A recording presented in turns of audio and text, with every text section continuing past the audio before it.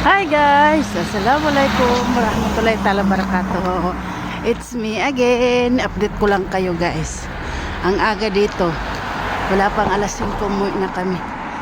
Dami kong labahan. Pero okay lang. Nakakaya naman eh.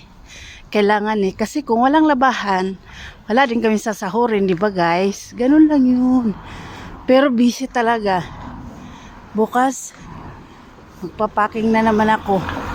Kasi sila namamalansya, ako naman nagpapaking para para madalian ang trabaho.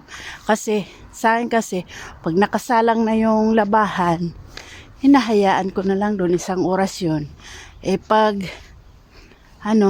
tumunog, yun ibig sabihin tapos na. Kaya saka ako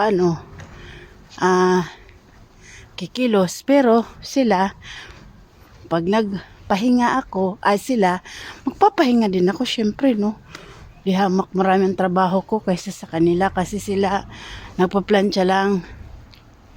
Wala namang nagutos sa akin na magpacking, pero syempre wala naman akong ginagawa kasi naghihintay ako kung kailan matapos yung labahan ko.